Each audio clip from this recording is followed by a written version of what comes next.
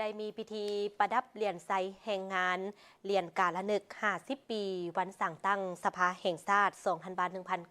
1975 หา 2,000 บาท 2025เหรียญการละนึก5 ปีสภาแห่งชาติและผลงาน5 ปีของสภาแห่งชาติสุดที่เก้า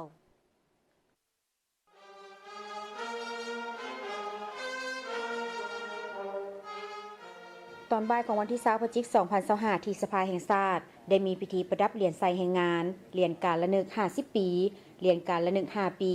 และการย่องยอในกองประชุมสมัยสามัญเทื่อที่10สภาแห่งชาติสุดที่9โดยการเป็นประธานของทานไซสมพรพรหมวิหารกรรมการกรมการเมืองศูนย์กลางภาคประธานสภาแห่งชาติ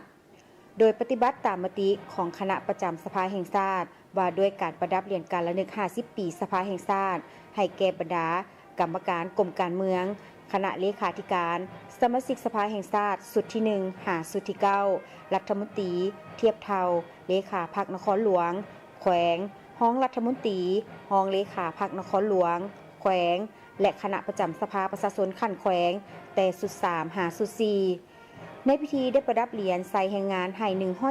145 ทานในนั้นได้ประดับเหรียญไซแห่งงานสั้นหนึ่งให้แก่สภาประชาชนขั้นแขวงและคณะสมาชิกสภาแห่งชาติประจำเขตเลือกตั้ง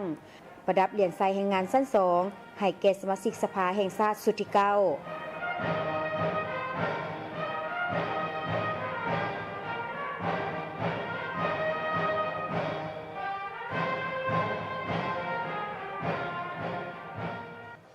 และได้ประดับเหรียญไซแห่งงานสั้นหนึ่งให้แก่ประธานและรองประธานสภาแห่งชาติประธานกรรมาธิการเวียกงานสมาชิกสภาแห่งชาติ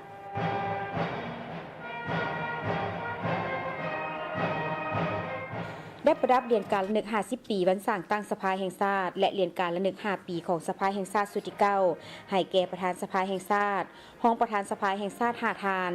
สุดที่2บรรดาทานกรรมการคณะประจำสภาแห่งชาติ10 ทานสุดที่3บรรดาทานรองประธานกรรมาธิการสภาแห่งชาติ19 ทานสุดที่4บรรดาทานประธานคณะสมาชิกสภาแห่งชาติประจำเขตเลือกตั้ง18 ทาน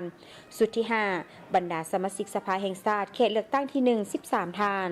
สุดที่6บรรดาทานสมาชิกสภาแห่งชาติเขตเลือกตั้งที่2 3 4 5 16 ทาน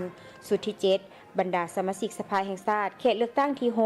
7 8 9 17 ทานสุดที่8บรรดาสมาชิกสภาแห่งชาติเขตเลือกตั้งที่10 11 12 19 ทานสุดที่9บรรดาสมาชิกสภาแห่งชาติเขตเลือกตั้งที่13 15 ทานสุดที่10บรรดาสมาชิกสภาแห่งชาติเขตเลือกตั้งที่14 15 17 ทานสุดที่11บรรดาสมาชิกสภาแห่งชาติเขตเลือกตั้งที่16 17 18 14 ทานเพื่อแสดงความรู้บุญคุณงามความดีของบรรดาสมาชิกสภาแห่งชาติได้ประกอบส่วนเข้าในภารกิจปฏิบัติต่อสู้ปลดปล่อยชาติก็คือระยะสร้างสรรค์พัฒนาประเทศชาติ